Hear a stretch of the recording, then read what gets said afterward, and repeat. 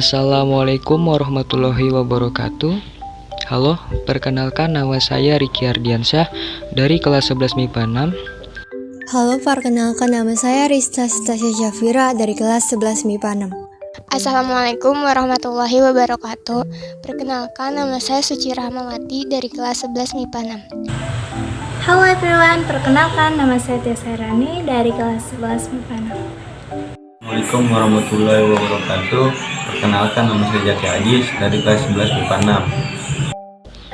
Kami dari kelompok 2 ingin mempresentasikan materi bab 10 yaitu gelombang cahaya, di mana ada 3 hal yang akan kami bahas, yaitu yang pertama karakteristik gelombang cahaya yang akan dijelaskan oleh saya dan Jaki Ajis.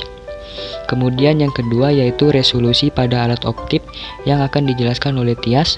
Dan yang ketiga yaitu aplikasi konsep gelombang cahaya dalam teknologi yang akan dijelaskan oleh Rista dan Suci. Gelombang cahaya.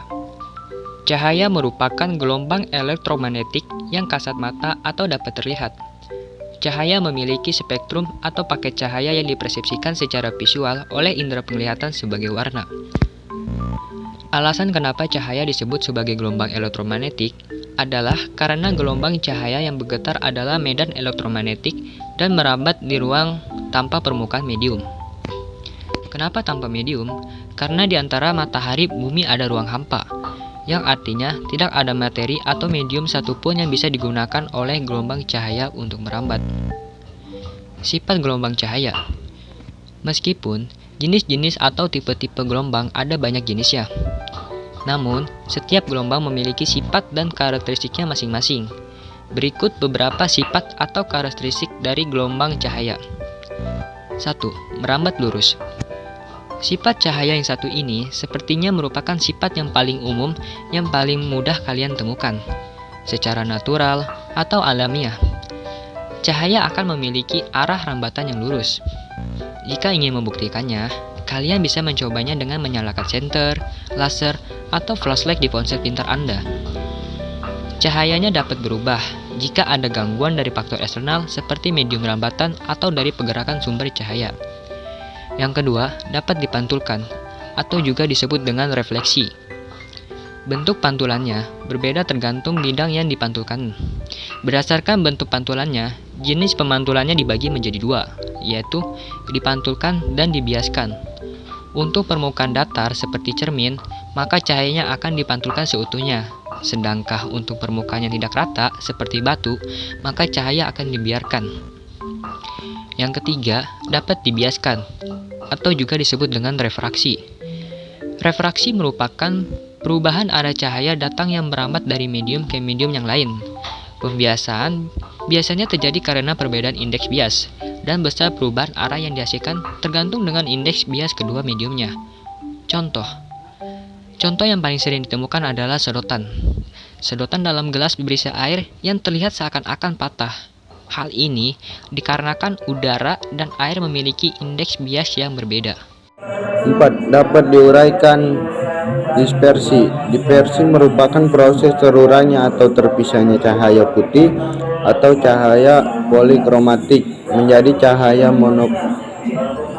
cahaya monokromatik dengan panjang gelombang yang berbeda setelah melewati sebuah medan pembias seperti prisma yang terbuat dari bahan gelas bening atau yang sering kita temui sehabis hujan, yaitu pelangi. 5. Dapat diserap absorpsi. Ketika sebuah bahan atau material transparan yang terkena cahaya, maka sebagian energi dari cahaya tersebut akan terdisipasi atau berkurang oleh material atau bahan tersebut menjadi energi panas. Hal ini terjadi secara alami pada mata kita untuk melihat warna sekitar kita. 6. Dapat disearakan polarisasi. Polarisasi merupakan keadaan di mana intensitas cahaya berkurang dikarenakan cahaya yang secara natural tegak lurus dengan arah perambatnya, sehingga cahaya terbatas satu arah bidang. dan jika diarahkan ke media polarisator, intensitas cahaya berkurang akibat berkurangnya komponen gelombang cahaya. Contoh perambat sifat yang paling umum adalah filter pada kamera kalian. 7. Dapat menembus benda bening. Yap, cahaya tersebut menembus benda bening. Contoh paling umumnya adalah lampu rumah. Cahaya dapat menembus kaca pada bohlam lampu rumah sehingga bisa menerangi satu ruangan rumah. 8. Mengalami pelenturan. Diffraksi cahaya merupakan kecenderungan gelombang cahaya dapat menyebar atau berbelok pada celah sempit ketika merambat. Diffraksi dapat diamati dalam dua percobaan, yaitu diffraksi celah tunggal dan diffraksi celah banyak. Interferensi cahaya adalah interaksi atau penyumlahan dari dua gelombang cahaya atau lebih berpadu membentuk gelombang cahaya baru gabungan. Agar interferensi terjadi diperlukan dua syarat, yaitu 1.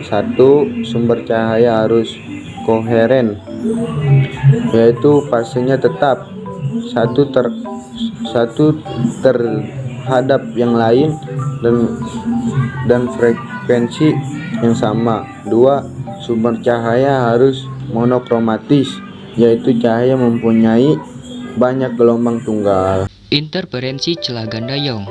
Thomas Young, seorang fisikawan yang banyak berkontribusi di bidang cahaya, mekanika, energi, dan lainnya, melakukan percobaan mengenai interferensi cahaya celah ganda dan berhasil mendemonstrasikan interferensi cahaya pada tahun 1801. Sekarang dikenal dengan interferensi celah ganda Young.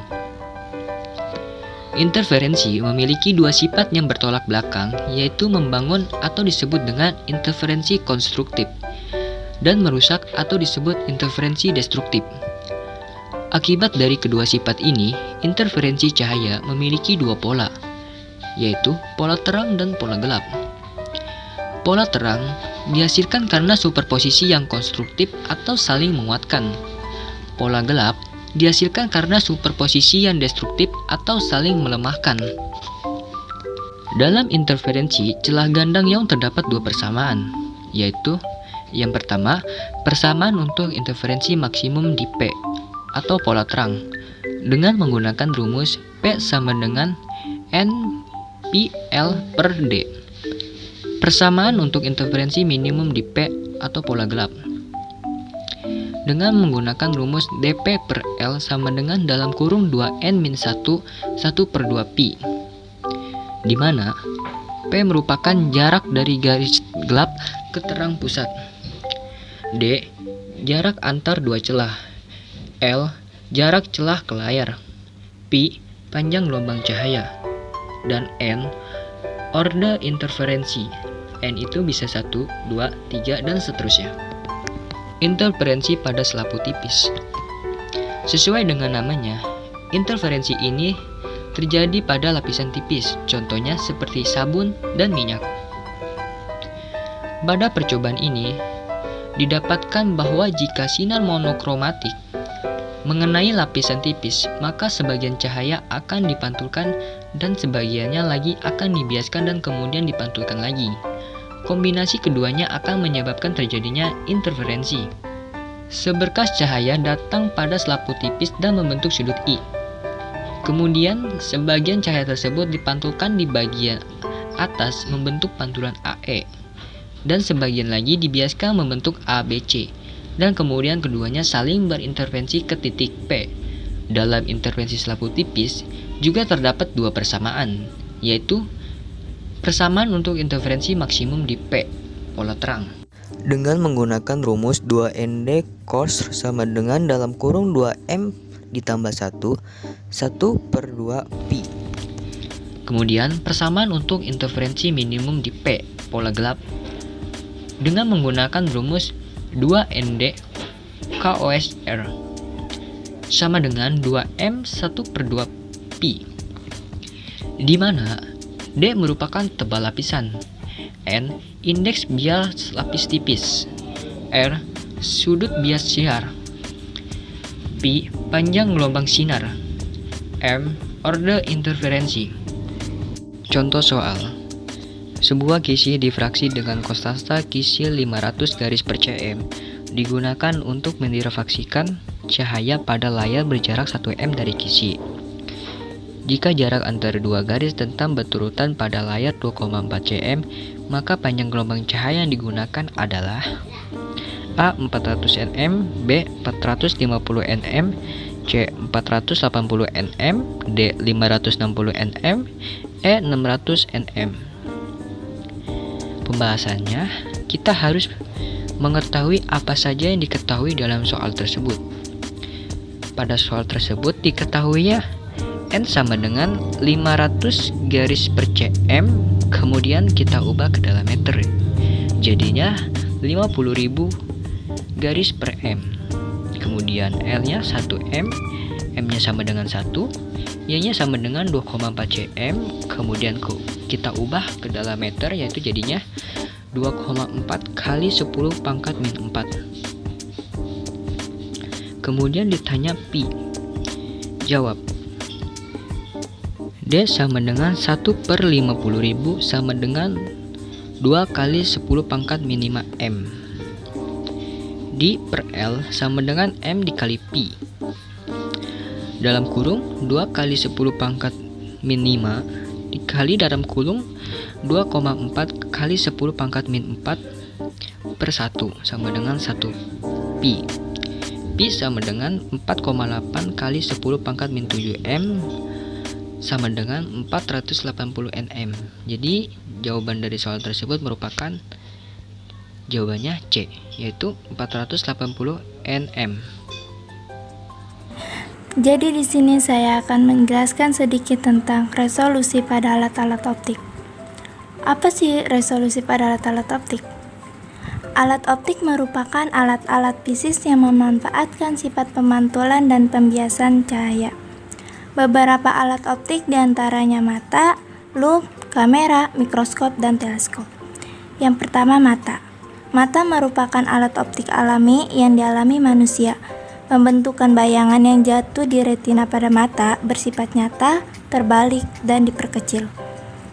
Pada mata normal, umumnya dapat melihat pada jarak 25 cm titik dekat mata hingga jarak tak terhingga titik jauh mata. Ada beberapa kejadian di mana terjadi ketidaknormalan penglihatan atau cacat mata. Beberapa cacat mata yang biasanya terjadi diantaranya rabun jauh miopi, rabun dekat hipermetropi, mata tua presbiopi, dan astigmatisme cylinders.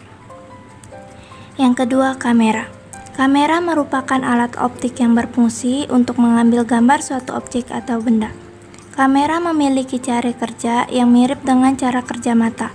Oleh karena itu, pembentukan bayangan pada kamera memiliki sifat bayangan yang sama dengan bayangan yang dibentuk oleh mata, yaitu nyata, terbalik, dan diperkecil. Yang ketiga, lup. Lup adalah alat optik yang terdiri dari sebuah lensa cembung rangkap bikonveks dan disebut juga kaca pembesar. Lup juga berfungsi untuk melihat benda-benda kecil agar tampak lebih besar. Pembentukan bayangan oleh lup bersifat maya, tegak, dan diperbesar. Yang terakhir, mikroskop dan teleskop. Mikroskop merupakan alat optik yang berfungsi untuk melihat benda-benda kecil mikro seperti bakteri, penampang sel, dan sejenisnya. Mikroskop terdiri dari dua buah gabungan lensa cembung, lensa okuler, dan lensa objektif. Mikroskop dapat menghasilkan pembesaran bayangan benda mikro hingga beberapa kali lebih besar.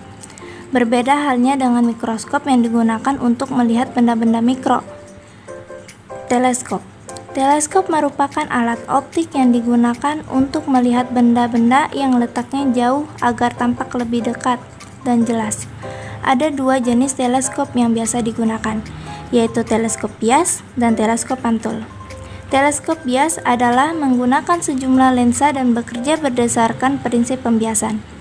Sedangkan teleskop pantul menggunakan sejumlah lensa dan cermin bekerja berdasarkan prinsip pembiasan dan pemantul.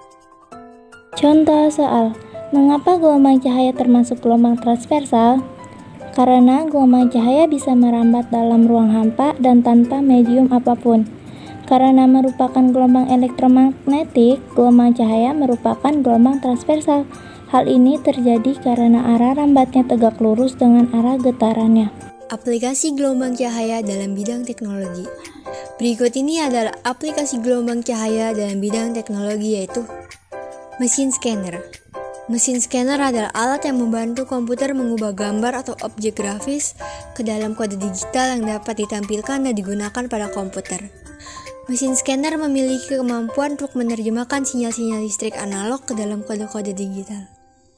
Komputer tidak dapat memproses data analog sehingga harus diubah dulu ke dalam kode digital.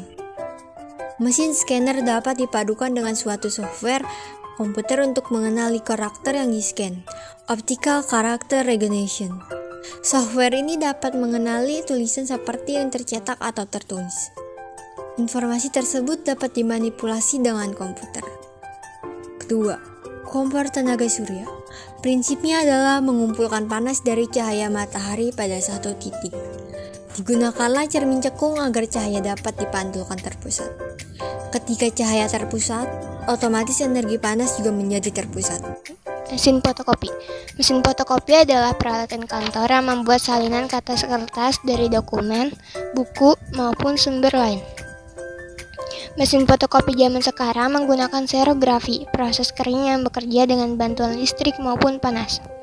Selanjutnya adalah pemantul cahaya sepeda.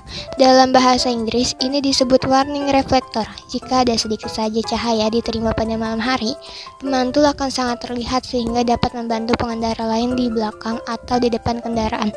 Contohnya, sepeda, sepeda motor, segitiga truk, dan lain-lain. Contoh soal, cahaya termasuk gelombang transversal karena arah gerak gelombang tegak lurus dengan arah getaran.